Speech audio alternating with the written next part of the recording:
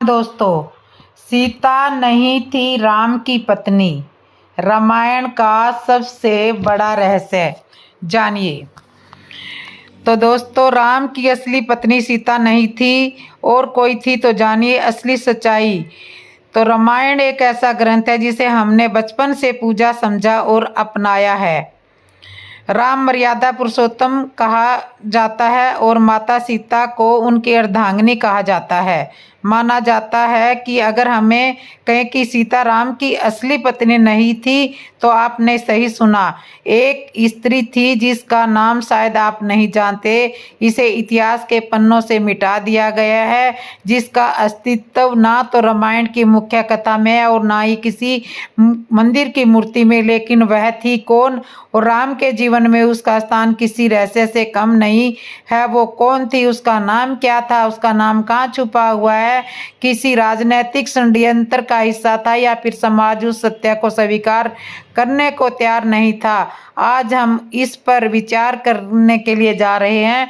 तो त्रेता युग का सबसे बड़ा रहस्य, राम की वह पत्नी जिसे इतिहास भूल गया। और इस रहस्य की शुरुआत होती है एक ऐसी स्त्री से जो ना तो सिर्फ राम के हृदय के बेहद करीब थी, बल्कि उनके जीवन की सबसे छुपी हुई सच्चाई थी। दर्शक बंधु, यह एक ऐसा गुड रहस्य है जो शायद ही आपको पता होगा, लेकिन आज की इस कथा के माध्यम से इस रहस्य को जानेंगे। यह कथा रामायण काल की है, जिसमें इस रहस्य के बारे में सब पन्ने दबे हुए हैं। आपका समय नष्ट न करते हुए चलो कथा को करते हैं आरंभ। आपको पहले बता दें कि गरुड़ पुराण में यह बताया गया है कि कथा को अगर सीख कर और बीच में छोड़ दिया जाता है तो वह पाप की श्रेणी में आ जाता है। अगर आपसे निवेदन है कि वीडियो को अंत तक पूरा देखें। अगर आप एक सनातनी हो तो वीडियो को लाइक जरूर करें, सब्सक्राइब कर ले। तो कथा करते हैं आरंभ। 1000 साल पहले की बात है। एक सुंदर और पावन नगर था कुंदनपुर। उस समय के सबसे सुंदर नगरों में उसका नाम लिया जाता था। वहां पर एक धर्मपरायण और यशस्वी राजा राज्य किया करते थे, जिनका नाम दिमादा था। और राजा दिमादा देखने में बहुत सुंदर और तेजस्वी थे। अभी अभी उन्होंने राजगद्दी संभाली थी। वह कुंदनपुर राज्य उन्हें उनके नाना परम पुण्य मणिक चंद जी ने उपहार में दिया था। वास्तव में श्री दामा जसवंत नगर के राजा श्रीपति जी के पुत्र थे, परंतु बचपन में ही उनके नाना ने उन्हें स्नेहपूर्वक गोद में लिया और उन्हें अपना उत्तराधिकारी घोषित कर दिया। जब राजा माणिक चंद ने शरीर त्याग दिया तो उनके पीछे श्री दामा ने राज्य की बागडोर संभाली। राजा श्री दामा ने अपने नाना से राजधर्म की शिक्षा प्राप्त की थी कि जैसे प्रजा की सेवा करनी है, न्याय से राज्य कैसे चलाना है, यह सब उन्होंने सच्चे मन से सीख लिया था। तब उनमें कोई बालपन बचपन नहीं था। जैसे ही उन्होंने गद्दी संभाली, वैसे ही अनेक कल्याणकारी कार्य प्रजा के लिए करने लगे। प्रजा भी अपने इस धर्मनिष्ठ राजा से अत्यंत प्रसन्न थी और उन्हें प्रजा पालक मानने लगी थी। राजा श्री दामा केवल प्रजा के ही नहीं बल्कि नगर के व्यापारियों के भी बहुत शुभ चिंतक थे। उन्हें भली भांति था कि यह समृद्ध राज्य में व्यापारी बहुत महत्वपूर्ण होते हैं। जहाँ धनी व्यापारी होते हैं, वह राज्य धनवान से परिपूर्ण होता है। यदि नगर में व्यापारी ना हो तो वहाँ का राजा भी निर्धन हो माना जाता है। राजा का व्यापारियों से बहुत लगाव था। नगर का एक प्रमुख युवा व्यापारी सेठ चक्रधर वह राजा का परम मित्र था। सेठ चक्रधर का व्यापार 4-5 नगरों में फैला हुआ था। वही राजा दरबार के लिए अन्न, वस्त्र, आभूषण और अस्त्र शस्त्र की सामग्री उपलब्ध कराता था। राजा के लिए चक्रधर बहुत महत्वपूर्ण तथा सेठ चक्रधर का विवाह सोनपुर राज्य में हुआ था, जबकि राजा श्री दामा अब तक अविवाहित थे। राजा के विवाह के लिए कई राजाओं की ओर से प्रस्ताव आ रहे थे। श्री दामा हर बार किसी न किसी बहाने से टाल देते थे। उनका विचार था कि उनके माता पिता अभी जीवित हैं और जसवंत नगर में रहते हैं, इसलिए विवाह का निर्णय वही करेंगे। परंतु राजा श्रीपति अब अपने अन्य पुत्रों में व्यस्त थे। उन्हें भी दामा की चिंता नहीं थी, क्योंकि श्री दामा तो अब समय एक राजा बन चुके थे।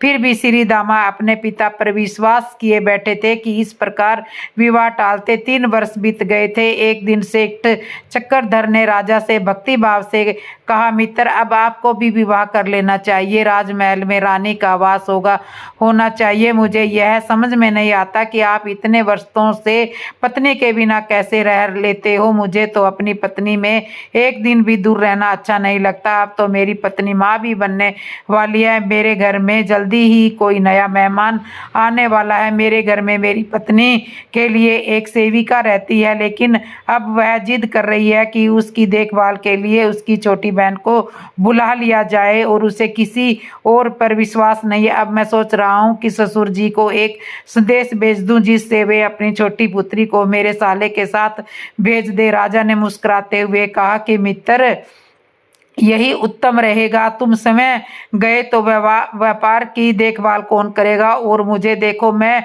दिन भर राजधर्म में बंधा रहता हूँ। दिन के 4 घंटे तो प्रजा की फरियाद सुनने में निकल जाते हैं। समय मिले तो नगर और गांव का भ्रमण करता हूँ, असहायों की सेवा करता हूँ। संध्या को 1 घंटा ही मिलता है, तब मैं परम मित्रों के साथ बैठता हूँ। सेठ चक्रधर अब राजा श्री दामा के दरबार से विदा हो गया। उसका आना जाना राजमहल में लगा ही रहता था, और जिस दिन किसी कारणवश राजमहल में ना आता, उस दिन राजा समय उसके घर चले जाते थे। राजा के महल में ऐसा कोई नहीं था जिससे वह अपने मन की बात ना कर सके, कोई जिससे वे खुले दिल से बातें कर ले। राजा जानते थे कि यदि वे अपने नौकरों, सेवकों या दासों से मित्रता करने लगे तो राजपद की मर्यादा पर आंच आ सकती है। कल को वही दास अगर आदेश मानने से इनकार दे तो राज्य का धर्म कैसे चले? इसी कारण राजमहल में रहते हुए भी राजा को एकांकी जीवन बिताना पड़ता था, क्योंकि वहां कोई रानी नहीं थी जिससे वे हृदय की बात कह सके, जिससे वे जीवन का सुख दुख बांट सके। अब तो राजा को यह बात भीतर से सताने लगी थी। अब तो मुझे विवाह कर ही लेना चाहिए। मेरे पिता को क्या प्रयोजन है जो वे मेरे विवाह की चिंता करे? उन्हें क्या लाभ है मेरे विवाह से? मैं तो अब एक स्वतंत्र राजा का राजा हूँ। राजा ने मन में विचार किया, किससे कहूँ मैं अपने विवाह की बात? क्यों ना मैं अपने मित्र चक्रधर से ही कह दूं कि वह मेरे विवाह के विषय में कुछ उपाय करे। उसका आना जाना तो कई राज दरबारों में होता रहता है, वही किसी योग्य राजकुमारी से मेरे विवाह की बात चला देगा। इस तरह से विचार करते हुए एक पखवाड़ा बीत गया। चक्रधर उस दौरान एक बार भी महल में नहीं आया। राजा को चिंता होने लगी। जो मित्र प्रतिदिन किसी न किसी बहाने मुझे मिलने आ जाता था, वह अब क्या कारण से दिखाई नहीं देता? क्या कोई संकट तो नहीं आ गया उस पर? राजा को याद आया, उसकी पत्नी को तो संतान होने वाली थी। क्या पता अब उसके घर में पुत्र रत्न का आगमन हो गया हो। उसी आनंद में मुझे भूल गया हो, या फिर कहीं कोई और कठिनाई में तो नहीं। राजा ने निर्णय किया कि वह समय जाकर देख ले। संध्या का समय था। राजा सेठ चक्रधर के घर पर पहुंच गए, परंतु वहां बैठक में सेठ नहीं मिले। वहां एक अत्यंत सुंदर कन्या उन्हें दिखाई दी, कोई परी हो। वह जैसे राजा को देखती है तुरंत घर के भीतर चली जाती है। राजा ने मन में सोचा, मैंने पहले इस कन्या को कभी यहाँ नहीं देखा था, और ना ही मैंने कभी अपने मित्र की पत्नी को देखा। मुझे स्त्रियों से कोई विशेष कार्य ना था, इसलिए मैंने कभी इन विषयों में चर्चा भी नहीं की। राजा को यह देखकर बड़ा आश्चर्य हुआ। इतनी सुंदर कन्या, ऐसी सुंदर तो राजकुमारियों में भी दुर्लभता से मिलती है। कौन हो सकती है यह?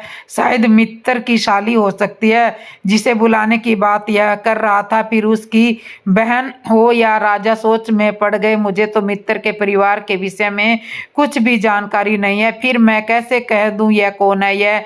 राजा ने वहां खड़े एक सेवक से कहा, अरे तुम यहाँ क्या कर रहे हो? जाओ सेठ चक्रधर को खबर करो कि राजा पधारे हैं। अब सेवक राजा के सामने यह कैसे कहता कि सेठ जी बाहर गए हैं? उसे डर था कि राजा बुरा मान जाएंगे। सेवक भीतर गया और सेठानी से कहा, बाहर राज दरबार से कोई पधारे हैं, क्या कहूँ उनसे? सेठानी ने जब यह सुना कि कोई राज दरबार से आया है तो वह थोड़ी चौंकी और बोली, राज दरबार से तो कोई आता ही नहीं, स्वयं राजा ही जाते हैं। कहीं राजा ही तो नहीं आए हैं, पर अभी तो सेठ जी दरबार में ही है, वे तो राजा से मिलने गए हैं, तो फिर राजा अकेले कैसे आ सकते हैं। सेठानी ने अपनी छोटी बहन अंजलि से कहा, बेटी तुम बाहर जाकर उस अतिथि से कह दो कि थोड़ा प्रतीक्षा करे, सेठ जी अभी राज दरबार में है, थोड़ी ही देर में लौट आएंगे। अंजलि बाहर गई और बड़े ही संकोच से बोली, आप थोड़ा रुकिए, सेठ जी नगर के बाहर से राज दरबार में गए हैं, अभी लौट आएंगे। वैसे आप कौन हो? राजा ने शांत भाव से का उत्तर दिया, मैं सेठ जी का एक मित्र हूँ, अभी मैं चलता हूँ, फिर कभी आ जाऊंगा। अंजलि ने सरलता से कहा, जी हाँ, आज आपका जाना ही ठीक रहेगा, आप फिर कभी आकर सेठ जी से मिल लीजिए, हो सकता है सेठ जी को आने में समय लगे और आप यहाँ बैठे ही रह जाए, शायद आपको समय लग जाए, क्योंकि उनका राजा के साथ विशेष कार्यक्रम है। राजा मन में मुस्कुराए परंतु बोले नहीं। वे सोच रहे थे कि अब इस कन्या के सामने अपने आप को राजा कैसे बताए, और उधर सेवक भी चुप था, वह भी लड़की से नहीं कह पा रहा था कि यही हमारे राज्य के महाराज हैं। फिर राजा ने कहा, ठीक है मैं जाता हूँ, पर एक बात मन में आ रही है, यदि आप बुरा न मानो तो पूछ लो। कि अंजलि ने मुस्कुराते हुए पूछा कि क्या पूछना चाहते हो? राजा ने धीरे से पूछा, मैंने आपको पहले कभी यहाँ नहीं देखा, आप कौन हो? कहाँ से आई हो? अंजलि बोली, मैं एक साधारण कन्या हूँ, सोनपुर से आई हूँ और सेठानी जी की छोटी बहन हूँ। राजा बोले, अच्छा आप सेठानी जी की बहन हो, तो फिर अब मैं यहाँ से नहीं जाऊँगा, मैं राज दरबार से ही आया हूँ और समय महाराज ने ही मुझे आपकी सुरक्षा में भेजा है। अंजलि थोड़ी देर नाराज हो गई और बोली, आप तो मजाक करने लगे, मैं तो आपसे सच बोल रही हूँ और आप मजाक कर रहे हो। तभी सेठ चक्रधर वहाँ आ गए और बोला, अंजलि यह कोई राजा का आदमी नहीं है, यह समय राजा श्रीधामा है।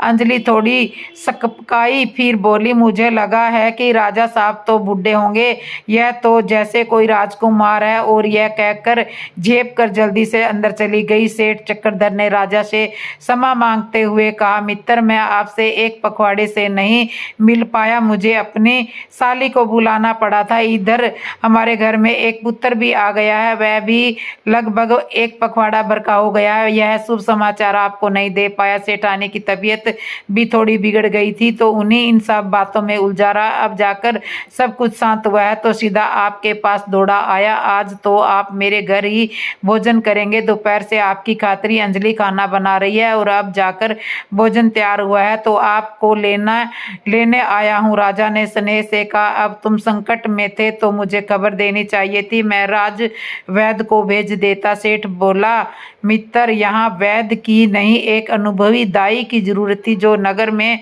प्रसिद्ध है, मैंने उसी को बुला लिया था, वहाँ ना मेरा कोई काम था और ना ही आपका। अब मैं कब से कह रहा हूँ कि आप विवाह कर लें, सब बातें खुद से समझ जाएंगे, लेकिन आपको तो कोई रानी बनानी ही नहीं है। राजा मुस्कुराए और बोले, अब मैं यह कार्य तुम्हारे ऊपर छोड़ता हूँ, तुम ही मेरे लिए योग्य रानी की खोज कर दो। सेठ, तुम ही मेरे लिए योग्य रानी की खोज कर दो। तो इस तरह से सेठ बातें कर रहे, सेठ के साथ बातें हो रही है और बातों ही बातों में सब बातें कही जा रही है। तो बातों ही बातों में कही जा रही है। हाँ आ रही हूँ। राजा ने उसको बोला कि मैं अब अपने विवाह का सारा कार्यक्रम तुम्हारे ऊपर छोड़ता हूँ। और सेठ प्रसन्न होकर बोला, अब समझिए कि जल्दी ही आपकी बारात निकलने वाली है। फिर सेठ ने प्रेम से राजा को भोजन परोसा और राजा का भोजन से स्वागत अंजलि ही कर रही थी, वह स्नेह और श्रद्धा से खाना परोस रही थी। राजा ने भोजन करते हुए अपने मित्र से कहा, मित्र मेरे लिए वैसी ही रानी ढूंढना जो जैसे ऐसे ही स्नेह से मुझे खाना खिला सके, अपने हाथ से भोजन बना सके और मेरा ध्यान रख सके। चक्रधर ने मुस्कुरा कर कहा, अब अंजलि जैसी रानी कहाँ से लाऊं? राजकुमारियां तो रसोई में जाना भी नहीं जानती है, वे आपको अपने हाथों से भोजन कैसे बनाकर खिला सकती है? वे आपकी सेवा करना तो बहुत दूर, अपने वस्त्र भी संभालना, पहनना, चिराग लेकर ढूंढा जाए तो भी ऐसा रानी नहीं मिल सकती। सकती। फिर राजमहल में तो इतने सेवक सेविकाएं हैं कि रानी को भोजन बनाने की जरूरत ही क्या है। राजा ने शांत स्वर में कहा, नहीं मित्र, मुझे अंजलि जैसी ही रानी चाहिए जो मेरे लिए अपने हाथों से कुछ बनाए, सेवा करे, स्नेह करे। चक्रधर ने हंसते हुए कहा कि मित्र, बात को क्यों घुमा रहे हो, साफ साफ कहो ना कि अंजलि जैसी नहीं, अंजलि ही तुम्हें पसंद है। अगर ऐसा है तो फिर मैं अंजलि से ही तुम्हारा विवाह करा देता हूँ। यह तो अपने मन की बात है वह, और मन ही मन छुपानी नहीं चाहिए। यह सुनते ही अंजलि लजा गई और वहां से भाग गई। सेठ पीछे से पुकारता रहा, अरे अभी तो पूरा भोजन भी नहीं करवाया, आधा भोजन करवा कर भागी जा रही हो। अरे राजा, भला तुम्हें रानी कैसे बनाएंगे। कई बार पुकारने के बाद भी अंजलि नहीं लौटी तो राजा मुस्कुराए और बोले, मित्र, अब यह विवाह मेरी ओर से पक्का समझो। अब आगे का सब कार्य तुम्हारे ऊपर है। कन्या मुझे अत्यंत प्रिय है। सेठ ने हंसते हुए कहा, कन्या क्या खाक ठीक है। आधा भोजन करवा कर भाग गई। सेठानी ने तुरंत सेविका से कहा कि भोजन लेकर आओ। सेविका बोली, महाराज, छोटी सेठानी अब लजा रही है, अब वह आपके सामने नहीं आएगी। अब तो सेठ जी को भी भोजन नहीं कर परोसेगी। सेठ ने कहा, और करना भी नहीं चाहिए, भला रानी मुझे भोजन खाना खिलाएगी। फिर सेठ ने हंसते हुए कहा, मित्र, अब अंजलि की ओर से भी सहमति मिल चुकी है। अब वह अपने आप को रानी ही मानने लगी है। फिर देर किस बात की, हम कल मुहूर्त देख कर विवाह करवा देते हैं। राजा बोले, मगर अपने ससुर जी से तो परामर्श ले लो। सेठ बोला, महाराज, ऐसे मामलों में किसी से राय नहीं ली जाती। मैं खुद यहाँ हूँ। पहले अंजलि को रानी बनाइए, बाकी सभी कार्यक्रम धीरे धीरे पूरे हो जाएंगे। और सचमुच अगले ही दिन अंजलि का विवाह राजा के अनुसार विधि पूर्वक संपन्न हुआ। वह अब रानी बनकर राजमहल में आ गई। वह राजा के मन की रानी थी। अपने हाथों से भोजन बनाती, प्रेम से परोसती और राजा की सेवा करती। राजा भी इतने सौभाग्यशाली और सुंदर स्वभाव की पत्नी पाकर अत्यंत प्रसन्न हुए। जैसा उन्होंने सोचा था वैसी ही रानी उनको मिली।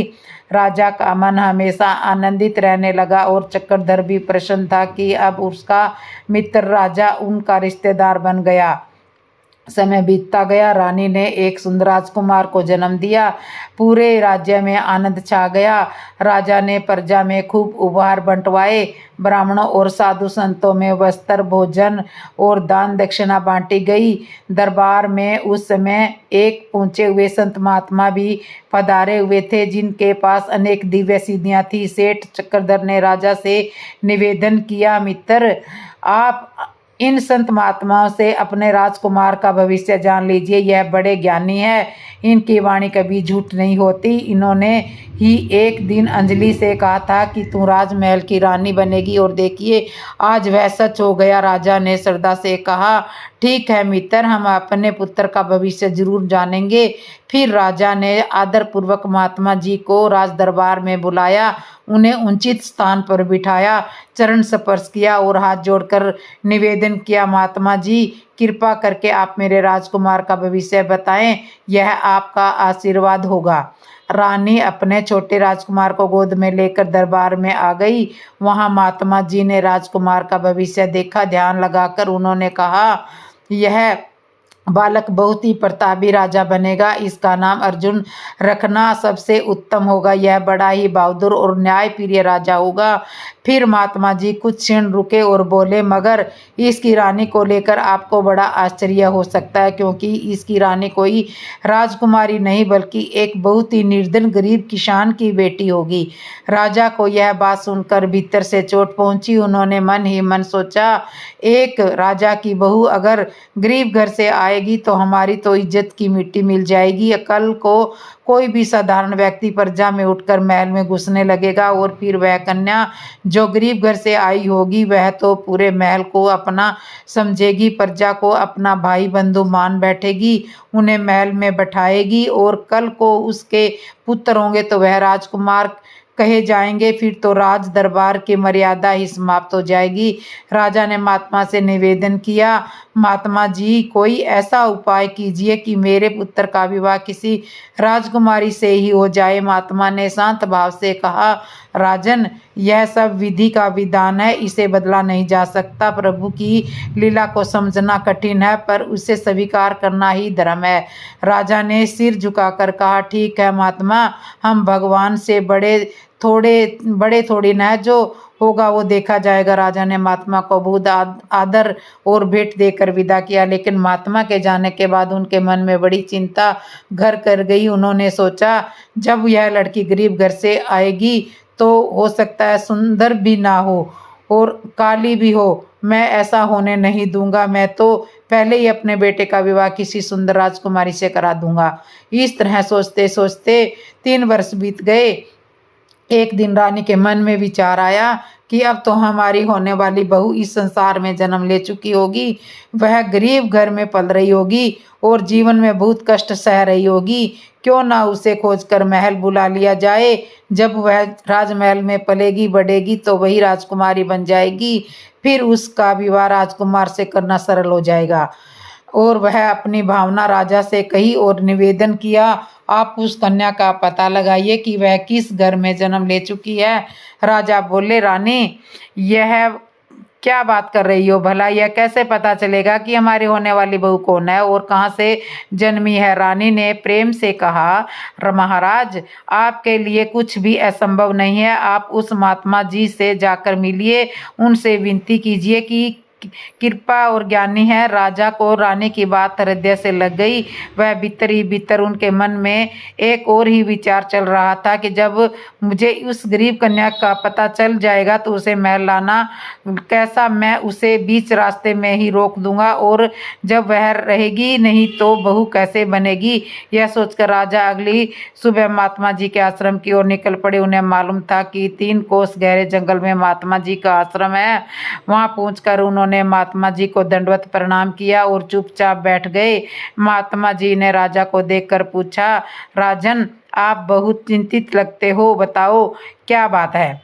मन में इतना बोझ क्यों? राजा ने हाथ जोड़ करके कहा, महात्मा जी, मैं अपनी होने वाली बहू के विषय में चिंता कर रहा हूँ। मैं नहीं चाहता कि वह गरीब घर में पले बढ़े। उसे पहले ही महल में लाना चाहता हूँ ताकि वह सुख सौपन से में पले और समय उसका लालन पालन करूं। मेरे पास इतना धन है कि मैं उसे हर राजसी सुख दे सकता हूं। मैं उसके माता पिता से मिलकर उन्हें सच्चाई बताकर लड़की को मांग कर लाना चाहता हूं। महात्मा जी मुस्कुराए और बोले, राजन, आपके विचार बड़े ही उदार हैं।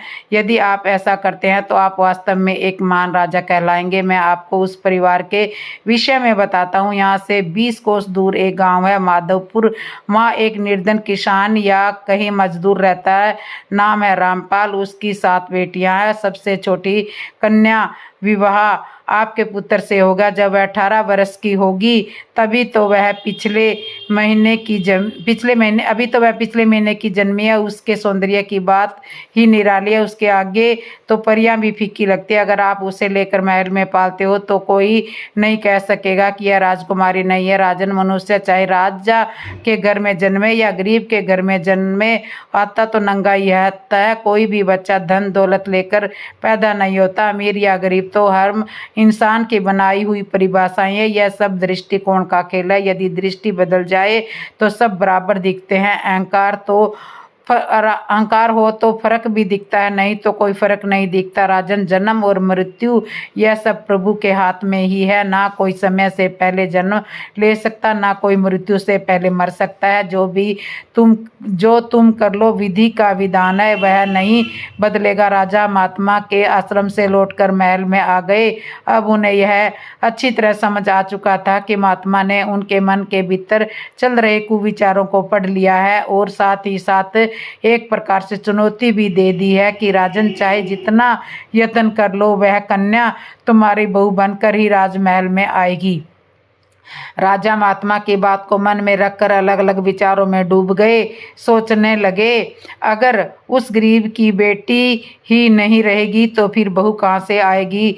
देखता हूँ महात्मा अब उसे कैसे बचा लेते हैं। क्या उनका भगवान मेरे सामने उस नन्ही सी बच्ची की रक्षा कर पाएगा। मैं तो अपने पूरे होश में हूँ, कोई विष पीने वाला राजा नहीं हूँ जो दरिद्र की बेटी को बहू बना लूँ। मैं तो अपने बेटे की किस्मत ही बदल दूंगा। महात्मा भी अब बूढ़े हो चुके थे, उन्हें कौन पूछता है। मैं मेहनत से आदमी अपना भाग्य बदल लेता है। फिर विवाह तो कोई भाग्य की चीज नहीं है, यह तो राजा की इच्छा का विषय है। राजा तो मनोरंजन के लिए भी विवाह कर लेते हैं, उन्हें कोई नियम बाधा नहीं कर सकता। वह सब सोचते हुए महल लौट आए और पूरी रात सिर पैर की उलझने सोचते रहे, पर किसी से निर्णय तक नहीं पहुंच सके। अगले दिन रानी अंजलि ने राजा से प्रेम पूर्वक कहा, स्वामी, जब महात्मा जी ने स्पष्ट कह दिया है कि हमारे पुत्र का विवाह एक निर्धन किसान की बेटी से होगा, तो हमें प्रभु की यह लीला स्वीकार कर लेनी चाहिए। हम भाग्य को बदल नहीं सकते। मैं तो कब से कह रही हूँ कि आप उस कन्या को खोजकर महल में ले आइए, चाहे वह कितनी भी निर्धन क्यों ना हो। कोई माता अपनी कन्या किसी को ऐसे नहीं सौंपती। यदि वह कन्या आपको सौंपे तो आप उस गरीबी को अच्छी सहायता दे सकते हैं ताकि वह अपने घर में सुख से जी सके। मैं तो कहती हूँ आप उस कन्या को किसी भी उपाय से खोजकर महल में लाएं, चाहे धन खर्च करना पड़े तो भी कर लेना चाहिए। मैं चाहती हूँ कि वह कन्या भी हमारे पुत्र की तरह ही पले और बढ़े। जब वह बड़ी हो तो हम उसका विवाह धूमधाम से अपने राजकुमार से करें। यदि आपके मन में अब भी कोई अहंकार या हिचक है तो कृपा कर उसे त्याग दीजिए। कोई भी बच्चा जन्म के समय अमीर या गरीब नहीं होता, हम ही उसे यह एहसास कराते हैं। गरीब माँ बाप अपनी गरीबी का दुख सुनाकर उसे मन से भी गरीब बना देते हैं और अमीर अपनी अमीरी का गर्व दिखाकर उसका दिमाग बदल देते हैं। मेरी बात मानिए और आज ही जाइए मेरी बहू को, उस नन्ही सी बच्ची को किसी भी प्रकार से मेरे पास ले आइए। मैं उसे एक दिन भी कष्ट में नहीं देख सकती। रानी अंजलि बहुत दयालु और करुणामयी स्त्री थी। वह अपनी नवजात निर्धन बहू के लिए भी चिंतित थी। वह समय ऐसा था जब सास बहू को अपनी बेटी सम्मान मानती थी। आज के समय में सास गरीब बहू को अपमान तो दूर, ताने मार कर उसका दुखमय जीवन बना देती है। वहाँ रानी अंजलि का हृदय देवी के समान कोमल था। राजा के मन में फिर से कई प्रकार के विचार उठने लगे। उन्होंने सोचा अब देर करना ठीक नहीं है, जितनी जल्दी कन्या बड़ी होगी उतनी ही समस्या और बढ़ेगी। राजा ने निश्चय किया, हम उस कन्या को लेने तो जाएंगे पर उसे कभी अपने घर में प्रवेश नहीं करने देंगे। दूसरे ही दिन राजा भेष बदलकर महल से निकले और चल पड़े माधोपुर गांव की ओर। यह गांव उनके राज्य का ही हिस्सा था, इसलिए वहां जाने में कोई कठिनाई नहीं हुई। पूछते पूछते राजा रामपाल के घर पहुंच गए। उस समय रामपाल घर पर नहीं था। वह एक साधारण मजदूर था जो रोज सुबह ही 2 रोटी की तलाश में निकल जाया करता था। घर में उसकी पत्नी थी जो अपनी बेटियों के लिए 2 समय की रोटी जुटाने में लगी हुई थी। रामपाल दिन रात मेहनत करता था पर फिर भी इतनी कमाई नहीं कर पाता था वह अपनी और अपनी पत्नी का पेट भर सके। यहाँ तो 7 बेटियां थी जो भूख से बिलख भी रही थी। राजा ने मन में सोचा, कैसी विधि की लीला है। कोई संतान के लिए तरसता है, कोई मंदिरों में माथा टेक कर भी उसे संतान नहीं मिलती और इधर बिना मांगे ही 7 कन्याएं एक घर में जन्मी है। रामपाल की पत्नी अपनी बेटियों को किस तरह से जीवित रखने की कोशिश कर रही है, खुद भूखी रहकर उनके लिए कुछ पकाने की जुगत में लगी हुई है। तभी राजा उस द्वार पर पहुंचे। उनका वेश बदला हुआ था, वे एक धनी सेठ के वेश में आए थे। राजा ने विमर्श स्वर में कहा, माताजी, मैं बहुत दूर से आया हूँ। मुझे किसी ने खबर दी है कि आपके घर में 7 कन्याएं हैं। आप सचमुच बहुत सौभाग्यशाली हैं। मैंने तो सुना है कि आपके घर 9 देवियां जन्मी है। रामपाल की पत्नी ने यथावित हृदय से उत्तर दिया, कौन सी देवी बाबूजी? यह 7 तो मेरे लिए हर दिन की सजा बनी हुई है। कोई इन्हें दान में देने को भी तैयार नहीं है, यह तो मुझे जीते जी खा रही है। राजा ने नम्र स्वर में कहा, बहन जी यदि बुरा ना मानो तो एक बात कहूँ, बात आपके भले की है। स्त्री ने थकी हुई आवाज में उत्तर दिया, सभी लोग अपनी भलाई की बातें सुनाकर चले जाते हैं, आप भी अपने मन की बात कह ही डाल दीजिए। मैं किसी भी बात का बुरा नहीं मानूंगी। तब भगवान ने ही हमें ताने मारने के लिए बनाया है, तो आप भी सुना दीजिए। आप भी यही कहेंगे कि 7 बेटियां क्यों जन्मी आपने? जब खाने को घर में कुछ नहीं था तो औलाद लाने की क्या जरूरत थी, और लाने ही थी तो एक दो के बाद रुक जाती। राजा ने विनम्रता से कहा, अरे नहीं बहन, मैं ऐसा कैसे कह सकता हूँ? संतान तो भगवान की देन होती है, इसमें ना आपका दोष होता है और ना मेरा कोई अधिकार। आप ना भी चाहती है तब भी यह बेटियां जन्म लेती है। मैं तो आपकी सहायता की बात करने आया हूँ। मैं एक सेठ हूँ और मुझे कोई संतान नहीं है। मेरी पत्नी रोज अपमान सहती है, लोग उसे बांझ कहते हैं। वही आप हैं कि जिन पर भगवान की कृपा है। कैसी लीला है प्रभु की, कोई औलाद के लिए तरस रहा है, कोई संतान के लिए तरस रहा। चाहता हूँ कि आप अपनी सबसे छोटी बेटी मुझे दे दे, बदले में मैं आपको 5000 स्वर्ण मुद्रिकाएं दूंगा। इससे आपकी गरीबी दूर हो जाएगी, आप बाकी बेटियों का अच्छे से पालन पोषण कर सकोगी, उनके विवाह कर सकोगी और समय भी सुख से जीवन व्यतीत कर सकोगी, और आपकी वह छोटी बेटी मेरे घर की बेटी बन जाएगी, मेरी संपत्ति की मालकिन बनेगी, वह एक रानी जैसा जीवन जिएगी। मेरी सारी औलाद दौलत एक दिन उसी की होगी। रामपाल की पत्नी को राजा की बातें सत्य प्रतीत हुई। उसने सोचा, मैं तो कब से यही चाहती थी कि कोई मेरी बेटियों को ले जाए। यह सेठ तो बदले में धन भी दे रहा है, इससे बढ़कर मुझे और क्या चाहिए? उसने प्रसन्न होकर अपनी सबसे छोटी बेटी राजा का सौंप दी। वह खुश थी। अब उसकी बेटी बड़े घर में चली गई और अब उसके पास बहुत सारा धन भी हो गया। बाकी 6 बेटियां भी ठीक से देखभाल कर सके। उधर राजा उस नन्ही बच्ची को लेकर भीतर ही भीतर प्रसन्न हो रहा था। मन में सोचा, महात्मा कहता था कि इसे रानी बनने से कोई नहीं रोक सकता। अब देखता हूँ कहाँ गई महात्मा की भविष्यवाणी। जैसे ही राजा बच्ची को लेकर चला, उसके भीतर को विचार जाग उठे, क्यों ना इसे तलवार से मार दूं। लेकिन फिर विचार किया, इतनी छोटी बच्ची के लिए तलवार उचित नहीं, क्यों ना इसे जंगल में ही छोड़ दूं। फिर सोचा, यह जंगल इतना भयानक है, यहाँ कोई ना कोई जंगली जानवर इसे खा ही जाएगा। जब चूहे तक नहीं बचते तो यह बच्ची क्या बचेगी। राजा ने उस मासूम बच्ची को जंगल की एक झाड़ी में छोड़ दिया और उसे आत्मविश्वास से भरकर प्रसन्न होता हुआ महल लौट गया। जैसे ही महल में पहुंचे, रानी ने पूछा, स्वामी आप मेरी बहू को लाने गए थे उस गरीब के घर? राजा ने गंभीरता से उत्तर दिया, रानी आप भी कितनी व्यर्थ की बातें लेकर बैठ जाती हो। वे लोग बड़े स्वाभिमान निकले। मैंने उनके पास जाकर लड़की की यातना की, पर उन्होंने मुझे बहुत अपमानित किया, मुझे बहुत बुरा भला सुनाया। मैं राजा हूँ, किसी से अपमान नहीं सह सकता, और आप भी बार बार महात्मा की बातें दोहराकर मुझे व्याकुल कर रही हो। अब महात्मा वृंद हो चले हैं, उन्हें क्या सूझता है और क्या नहीं सूझता यह भी नहीं समझ में आता। आपसे अनुरोध है कि अब इस विषय पर मुझसे कोई बात ना करे। बात विवाह की तो हम कोई साधारण नहीं राजा हैं, हम अपने पुत्र का एक नहीं 10 विवाह भी करा सकते हैं, इसलिए अब इस चिंता को त्याग दीजिए। रानी को भी यह एहसास हुआ कि उसने राजा से कुछ अधिक कह दिया। वह मन ही मन सोचने लगी, मेरे कारण मेरे स्वामी का अपमान सहना पड़ा, यह तो मेरे लिए पाप समान है। वह राजा से बोली, स्वामी मुझे क्षमा कर दीजिए, अब मैं आपको उन दुष्टों के पास जाने को कभी नहीं कहूँगी। गरीब लोग होते ही हैं जैसे जानवर, उनमें सोचने समझने की शक्ति नहीं होती, अगर होती तो वे यूं क्यों रहते। राजा ने रानी की बात सुनी और भीतर से प्रसन्न हो गया। चलो अब रानी मुझे इस विषय में बार बार परेशान नहीं करेगी। उधर जंगल में एक धनी सेठ जिसका नाम रतन था, महात्मा के आश्रम से लौट रहा था। वह संतान की चाह में महात्मा के पास गया था। महात्मा ने साफ कहा था, तेरे भाग्य में संतान जन्म नहीं लेगी, लेकिन इसका यह अर्थ नहीं है कि तू संतान से वंचित रहेगा। प्रभु की कृपा से संतान तेरे पास समय आ जाएगी। कैसे और कहां से यह कोई नहीं जानता। बस अब तू लौट जा और प्रभु की प्रतीक्षा कर। सेठ रतन महात्मा के वचन लेकर लौटने लगा था। वह जंगल के बीचों बीच एक झाड़ी से गुजर रहा था। तभी उसे वहां से एक दूध मुंह बच्ची के रोने की आवाज आई। वह रुक गया और जाकर देखा, एक नन्ही सी बच्ची वहां रो रही थी।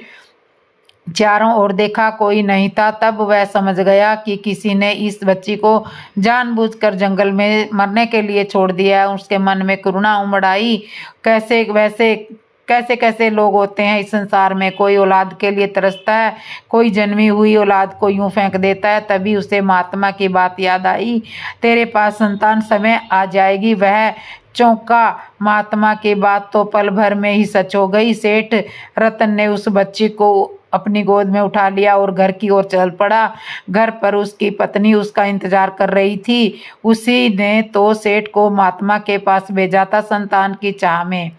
जब पत्नी ने देखा कि सेठ एक बच्ची को गोद में लिए लौटे हैं तो उसकी आंखों में आंसू आ गए।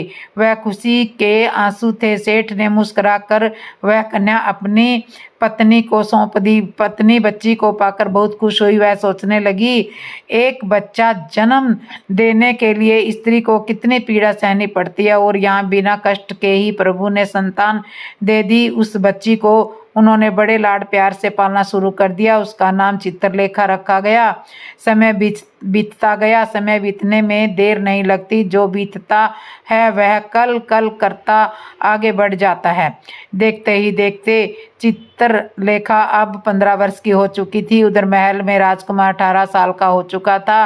अब वह अवसर शिकार के लिए जंगल जाया करता था। एक दिन वह शिकार पर गया, लेकिन मौसम का हाल ठीक से नहीं देख सका। आसमान बादलों से भर गया और रात गिरने लगी। राजकुमार को लगा कि अभी तो दोपहर है, लेकिन जब ध्यान आया कि यह भटक गया तो निकलने के लिए रास्ता खोजने लगा। वह महल की ओर जाने की बजाय गलती से जंगल की और उत्तर दिशा में स्थित दलपुर गांव में पहुंच गया और वहां एक स्थान पर रुकने का ठिकाना ढूंढने लगा। किसी ने कहा, यहाँ सिर्फ रतन सेठ के पास ही एक ऐसी जगह है जहां आप ठहर सकते हो। राजकुमार रतन सेठ का घर पूछते पूछते वह वहां पहुंचा। सेठ दरवाजे पर खड़ा था। उसने जैसे ही राजकुमार को देखा तो श्रद्धा और आनंद से भर गया। धन्य है मेरा भाग्य जो मेरे दरवाजे पर समय राजकुमार पधारे हैं। सेठ ने राजकुमार का स्वागत किया और आदर पूर्वक उन्हें भोजन के लिए घर में ले गया। राजकुमार की नज़र जैसे ही चित्रलेखा पर पड़ी वह ठहर गया। उसे लगा कि वह किसी जन्मों की पहचान से मिल रहा हो, मानो कोई युगों पहले बिछड़ा हुआ आत्मा मिल गया हो। चित्रलेखा भी उसे एक तरह से देखने लगी जैसे वह पल, समय और संसार सब भूल चुकी हो। सेठ और उसकी पत्नी यह दृश्य देखकर चकित रह गए। वह दोनों तो एक दूसरे को पहले से ही जानते भी नहीं थे, फिर इतनी गहराई से एक दूसरे को क्यों देख रहे हैं। सेठानी कोई साधारण स्त्री नहीं थी। उसने तुरंत समझ लिया कि यह प्रेम है, शायद पिछले जन्म का कोई संबंध हो सकता है। यह दोनों पहले पति पत्नी रहे होंगे। राजकुमार अगली सुबह अपने महल लौट गया, लेकिन अपना हृदय वहीं छोड़ गया था। चित्रलेखा भी अब गुमसुम रहने लगी थी। उसे भोजन अच्छा लगता नहीं था, नींद आती नहीं थी। उसकी आंखें बार बार उसी दरवाजे की ओर उठ जाती थी जहां से राजकुमार विदा हुए थे। सेठ रतन को अपनी बेटी चित्रलेखा की हालत कुछ ठीक नहीं लगी। वह चिंतित हो गया और अपनी पत्नी से बोला, इस बच्ची को किसी वैद्य को दिखा दो। पत्नी ने शांति से कहा, बेटी को कोई रोग नहीं है। अगर आप चाहते हो कि वह हमेशा खुश रहे तो एक ही उपाय है, इसका विवाह राजकुमार से कर दीजिए। रतन सेठ पत्नी की बात सुनकर पहले तो घबरा गया। मैं कोई राजा तो हूँ नहीं जो राजमहल में रिश्ता लेकर चला जाऊं, मगर पत्नी के कहने पर हिम्मत जुटाई और राज दरबार की ओर चल पड़ा। उधर महल में रानी की तबीयत बहुत खराब हो गई थी। वह बार बार अपनी बहू को देखने की जिद कर रही थी, जबकि राजा के मन में चिंता थी, अभी तो राजकुमार का विवाह ही नहीं हुआ, इतनी जल्दी कैसे विवाह कराऊं, कौन सी कन्या को बहू बनाकर रानी के सामने लाऊं। उसी समय रतन सेठ ने आकर अपनी बेटी के विवाह की की बात उठाई। राजा को जैसे ही राह मिल गई उसने तुरंत कहा, अब देर मत करो, आज ही संध्या तक विवाह हो जाना चाहिए। रतन को इससे अधिक और क्या चाहिए। वह तैयार हो गया। उधर राजकुमारी की तो मानो मुराद ही पूरी हो गई। चित्रलेखा जिसे वह अपने हृदय में पहले से ही बसाए बैठा था, अब उसकी रानी बनकर महल में आ गई। बहू के प्रेम और सेवा से रानी कुछ ही दिनों में स्वस्थ हो गई। जो रानी मरणासन पड़ी थी वे बहू के हाथों के स्पर्श मात्र से ठीक हो गई। यह बात सबके लिए आश्चर्य का विषय थी। राजकुमार अब अपनी पत्नी के साथ सुखपूर्वक रहने लगा और राजा इस भ्रम में प्रसन्न रहने लगा कि उसने महात्मा की भविष्यवाणी को झुठला दिया है। वह मन ही मन गर्व करता, मेरे बेटे का विवाह किसी मजदूर की बेटी से नहीं, एक अमीर सेठ की बेटी से हुआ है। मैं विधि का विधान बदल चुका हूँ। एक दिन अचानक महात्मा किसी कार्यवश राज दरबार पधारे। राजा बहुत प्रसन्न था। उसने राजकुमार के विवाह का हाल सुनाया और बहू को बुलवाया। राजा बोला, महात्मा जी, आपने कहा था कि मेरा पुत्र एक निर्धन की कन्या से विवाह करेगा। देखिए, यह मेरी बहू है। यह कोई मजदूर की बेटी नहीं है बल्कि रतन सेठ की बेटी है। महात्मा ने बहू को देखा, फिर मुस्कुरा कर बोले, राजन, तुमने सोचा था कि उस कन्या को जंगल में फेंक देने से वह मर जाएगी, पर वह ना मरी ना खोई, वह जीवित रही और आज तुम्हारे सामने तुम्हारी ही बहू बनकर खड़ी है। यह वही कन्या है जिसे तुमने एक झाड़ी में फेंक दिया था। अगर मेरी बात पर विश्वास ना हो तो जाकर समय रतन सेठ से पूछ लो। महात्मा इतना कहकर चले गए। राजा के मन में तूफान उठ गया। वह आश्चर्य में पड़ गया। उसे अपने सभी प्रयास विफल लगने लगे। सोचने लगा, मैंने कितनी कोशिश की थी कि विधि के विधान को बदलने की, मगर हार गया। वह उदास मन से सेठ रतन के पास गया और धीरे से पूछा, क्या चित्रलेखा आपकी अपनी बेटी है? सेठ ने मुस्कुराकर कहा, चित्रलेखा हमारी बेटी है, हम उसे अपनी संतान से भी बढ़कर मानते हैं। राजा बोला, नहीं रतन सेठ, तुम झूठ बोल रहे हो। चित्रलेखा तो तुम्हारी पत्नी ने जन्म नहीं दिया। तब रतन ने सच्चाई स्वीकार की, यह सत्य है राजन, चित्रलेखा को मेरी पत्नी ने जन्म नहीं दिया, परंतु हमने उसे उस दिन से बेटी माना जिस दिन उसे हमने पाया था और उसे अपने प्राणों से भी अधिक प्रेम दिया है। राजा को अब और कुछ जानना नहीं था। वह चुपचाप लौट आया। अब उसके मन में फिर वही विचार घर करने लगा, मुझे इस बहू को किसी भी तरह महल से निकालना है। लेकिन अब समस्या यह थी कि राजकुमार और रानी दोनों ही चित्रलेखा से अत्यधिक प्रेम करते थे। ऐसे में उसे महल से निकालना आसान नहीं था। फिर भी राजा ने अवसर की प्रतीक्षा शुरू कर दी और जैसा हर मन में उठे संकल्प का समय आता, राजा को वह अवसर भी जल्दी ही मिल गया। एक दिन सोनपुर से समाचार आया कि रानी अंजलि के पिता की तबीयत खराब हो गई है। वे अपनी बेटी से मिलना चाहते हैं। रानी अकेले तो मायके जा नहीं सकती, तो राजकुमार से बोली, बेटा हम साथ साथ चलते हैं, तुम भी अपने नाना जी से मिल आना। अब तक बस 2 ही बार तो ननिहाल गए हो। इस तरह रानी राजकुमार को लेकर मायके चली गई। महल में अब केवल राजा और बहू चित्रलेखा रह गए। वैसे तो महल में बहुत से सेवक और दास दासियां थी, परंतु सच्चे अपने तो बस राजा और बहू थे। राजा ने इस अवसर को अवसर मानकर बहू से कहा, बेटी चलो हमारे गुरुदेव सन्यासी जी के आश्रम, उन्होंने तुम्हें बुलवाया है, वे तुम्हारे परम पूज्य हैं, उनकी बात टाली नहीं जा सकती। चित्रलेखा ने ससुर की बात को आज्ञा मानकर सिर झुका लिया और चलने को तैयार हो गई। दोनों जंगल की ओर चल पड़े। लेकिन जब वे बीच जंगल में पहुंच गए तो राजा ने अपनी असली मंशा प्रकट की। वह बोला, मैं तुम्हें सन्यासी से मिलवाने नहीं लाया, मैं तुम्हें घर से बाहर निकालने के लिए लाया हूँ। तुम एक दरिद्र की बेटी हो और दरिद्र मुझे स्वीकार नहीं। अगर तुम्हें मेरे बेटे से सच्चा प्रेम है तो फिर कभी महल लौटकर मत आना।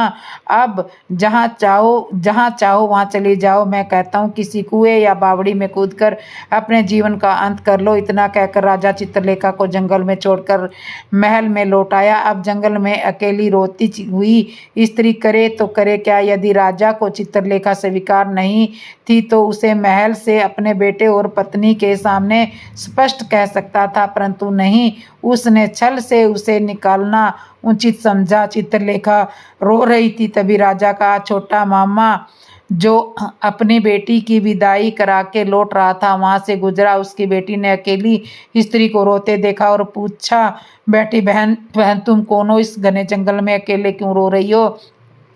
चित्रलेखा ने अपनी सारी कहानी कह सुनाई। राजा का नाम सुनते ही लड़की चौंक गई। अरे श्री दामा तो मेरी बुआ का लड़का है, वो इतनी निर्दयी कैसे हो सकता है। उसने अपने पिता से कहा, पिता हम पहले श्री दामा के दरबार चलेंगे, लगता है राजगद्दी पाकर उसका विवेक चला गया है।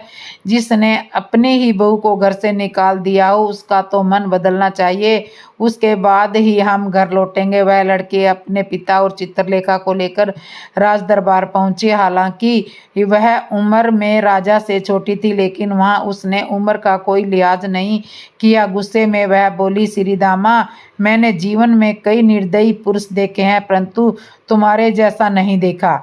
क्या तुम नहीं जानते, एक विवाहित स्त्री अपने पिता के नहीं पति के नाम से पहचानी जाती है। जब उसका विवाह होता है तब उसके पिता का नाम पीछे छूट जाता है। यह चित्रलेखा अब तुम्हारी पुत्र वधू है, राजकुमार की धर्मपत्नी है, इस राज्य की भावी रानी है। फिर वह दरिद्र कैसे हो सकती है। दरिद्र तुम्हारा मन है, तुम्हारी सोच है। जाकर अपने दिमाग का इलाज कराओ। मैं चित्रलेखा को अब अपने साथ लेकर जा रही हूँ। जब तक तुम्हारा विवेक वापस नहीं आता वह मेरे पास रहेगी। राजा को अपनी ममेरी बहन की बात ने भीतर तक झंझोड़ कर रख दिया। उसे बहुत पश्चाताप हुआ।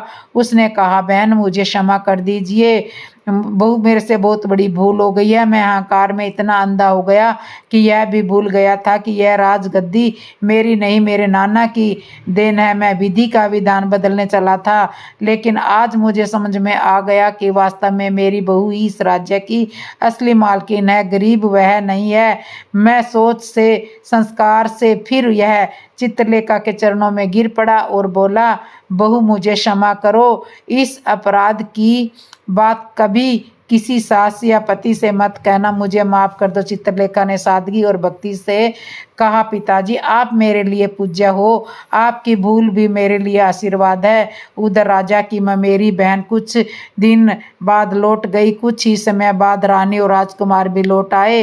राजा ने सब कुछ समझकर राजकुमार को गद्दी सौंप दी और अपनी पत्नी से कहा, अब हमें प्रभु का भजन कीर्तन करना चाहिए। राज्य का अधिकार अब हमारे पुत्र और बहू का है, जैसे चाहे राज्य को चलाएं। इस तरह राजकुमार और चित्रलेखा ने राज्य संभाल लिया और राजा रानी भक्ति और भजन में लग गए। राजा को अब यह पूर्ण विश्वास हो गया था कि विधि का विधान कोई नहीं बदल सकता। जो कुछ होता है वही होता है जो प्रभु श्री हरि की इच्छा से होती है। मनुष्य चाहे लाख कोशिश कर ले, परंतु उसके बस में एक सांस भी नहीं जो अपनी मर्जी से ले कर सके। तो अभी यह भी जानेंगे कि आखिर कौन थी राम जी की असली पत्नी। रामायण काल का अनसुलिया रहस्य। रामायण की कथा तो हम सभी ने सुनी है। मर्यादा पुरुषोत्तम श्री राम, माता सीता और उनका वनवास, रावण द्वारा सीता का हरण और फिर लंका पर आक्रमण कर राम द्वारा सीता को वापस लाना। लेकिन क्या आपने कभी सोचा है कि जिस स्त्री को रावण हर करके ले गया था वह असली सीता थी भी या नहीं थी। यह बात सुनकर शायद आपके मन में भी संदेह और जिज्ञासा दोनों उत्पन्न हो रहे हैं। लेकिन प्राचीन ग्रंथों और उप रामायणों में एक रहस्यमयी कथा मिलती है जो इस प्रश्न का उत्तर कुछ अलग ही रूप में देती है। जब श्री राम वनवास पर गए थे तब माता सीता उनके साथ थी। वे एक तपस्विनी के समान जीवन जी रही थी। वन के मध्य में जहाँ एक घोर मुनि तप कर में लीन थे और दूसरी ओर राक्षसों का आतंक था। रावण जो अपने अभिमान और बल पर इतराता था सीता की सुंदरता और पुण्य तेज से मोहित हो गया, लेकिन उसे ज्ञात नहीं था कि जिसे हरने जा रहा है वह समय केवल एक मायावी स्वप्न है। छाया सीता। यह कथा वाल्मीकि रामायण के अलावा अन्य ग्रंथों में वर्णित है, जैसे आध्यात्मिक रामायण, आनंद रामायण, ब्रह्मांड पुराण और शिव पुराण इसमें कहा गया है कि रावण ने जिस सीता का हरण किया था वह असली सीता नहीं थी बल्कि उनकी छाया थी, एक दिव्य और मायावी रूप जिसे समय अग्नि ने धारण किया था। घटना यूं हुई थी कि जब राम लक्ष्मण के पीछे मारीच के मृग रूप को मारने के लिए गए और रावण साधु का वेश भरकर सीता के पास पहुंचा, तब भगवान राम को पहले से इस षड्यंत्र का आभास हो गया था। वे जान चुके थे कि रावण सीता का हरण करेगा और यही समय धर्म की परीक्षा का है। इसलिए उन्होंने अग्नि देवता को आह्वान किया और सीता को अग्नि में प्रवेश करने का आदेश दिया। माता सीता ने प्रभु की आज्ञा मानते हुए समय अग्नि में प्रवेश किया और उसी क्षण अग्नि ने एक मायावी स्त्री छाया सीता को प्रकट किया जो हूबहू माता सीता के समान दिखती थी। वह छाया सीता ही रावण के हाथों लगी। रावण जो त्रिकाज्य नहीं था इस छल को समझ नहीं पाया। उसने सोचा कि उसने सीता का हरण किया, लेकिन असल में वह केवल एक परछाई के साथ था। इस छाया सीता को भी रावण छू नहीं पाया। वह अनेक बार प्रयास करता रहा, लेकिन हर बार कोई न कोई अदृश्य शक्ति उसे रोक लेती थी। यही कारण था कि रावण ने कभी सीता को बलपूर्वक नहीं छुआ, बल्कि उसे अशोक वाटिका में बंदी बनाकर रखा और मनाने का प्रयास करता रहा। और दूसरी ओर असली सीता अग्निदेव की शरण में थी, जहां वे पूर्ण सुरक्षित और शुद्ध थी। वे वहां तप करती रही और राम की अगली योजना की प्रतीक्षा करती रही। लंका युद्ध के अंत में जब रावण का वध हुआ और राम जी ने सीता को अग्नि परीक्षा देने को कहा, तब भी लोगों को लगा कि यह परीक्षा समाज को दिखाने के लिए, लेकिन असल में वह क्षण था जब असली सीता को वापस लाना था। जैसे ही छाया सीता ने अग्नि में प्रवेश किया, अग्निदेव प्रकट हुए और बोले, प्रभु यह छाया आपकी सेवा में थी। अब आप धर्म की रक्षा हेतु युद्धरत थे। अब आपको असली सीता संप्रीत करते हैं। सामने अग्नि से प्रकट हुई माता सीता तेजस्विनी, निर्मल और दिव्य रूप में यह वही सीता थी जो राम की पत्नी थी और जिनका रावण ने कभी कोई संपर्क नहीं था। यह रहस्य इसलिए छुपा रहा क्योंकि समाज की समझ, श्रद्धा और धर्म की व्याख्या सीमित थी। प्रभु राम जानते थे कि यदि यह रहस्य खोल देंगे तो लोग रावण के भय और भ्रम में यह मान बैठेंगे कि सीता अपवित्र हुई है, जबकि वास्तव में वे सदा शुद्ध और अग्नि समान पवित्र रही है। इस कथा का एक और अद्भुत पहलू यह है कि छाया सीता भी कोई सामान्य माया नहीं थी। वे एक दिव्य शक्ति थी जो समय नारायण की लीला का हिस्सा बनी थी। रावण के अहंकार को कुचलने और उसके पतन का माध्यम बनने के लिए उन्होंने समय को रावण की कैद में संप्रीत किया था, परंतु समय को अपवित्र नहीं होने दिया। इस रहस्य की पुष्टि कई संतों और मुनियों ने भी की है। तुलसीदास जी ने भी श्री रामचरितमानस में संकेत दिया है कि सीता की अग्नि परीक्षा केवल सामाजिक रूप से नहीं बल्कि एक दिव्य प्रक्रिया थी। दर्शक बंधु, यह कथा केवल एक रहस्य नहीं बल्कि यह दर्शाती है कि भगवान राम की लीला कितनी व्यापक, गुड और अलौकिक थी। यह दिखाता है कि धर्म की रक्षा के लिए कैसे ईश्वर अपनी शक्तियां और योजनाओं को समय से पहले रचते हैं ताकि अधर्म के विनाश में कोई दोष ना लगे। और अंत में जब हम कहते हैं कि राम की असली पत्नी सीता नहीं कोई और थी, तो यह कहना गलत नहीं होगा कि जिस सीता को रावण ले गया था वह सीता नहीं थी। असली सीता तब भी राम के हृदय में अग्नि की गोद में और शुद्धता की छाया में सुरक्षित थी। इस रहस्य को जानकर हमारा विश्वास और भी प्रगाढ़ होता है कि रामायण केवल एक कथा नहीं बल्कि दिव्यता की वह गाथा है जिसमें हर पात्र, हर घटना और हर शब्द ईश्वर की महान योजना का हिस्सा है। तो दर्शक बंधु, आपने सुनी त्रेता युग की यह रहस्यमयी कथा जो आज भी लोगों की दृष्टि से छुपी हुई है। यह केवल एक कहानी नहीं बल्कि हमारे धर्म की श्रद्धा और ईश्वर की लीला को समझने का एक और दिव्य माध्यम है। अगर आपको यह कथा ज्ञानवर्धक और हृदय को छूने वाली लगी हो तो इसे अधिक से अधिक लोगों तक पहुंचाइए ताकि हमारे पुराणों में छिपे इन अनसुने रहस्यों से हर कोई व्यक्ति परिचित हो सके। और ऐसी ही अद्भुत, गुड और भक्ति से ओतप्रोत कहानियाँ अगर आप लगातार सुनना चाहते हो तो मेरे चैनल को सब्सक्राइब कर लीजिए, लाइक कीजिए, कमेंट करिए और कमेंट में जय श्री राम जरूर लिखिए। तो बोलो जय श्री राम दोस्तों।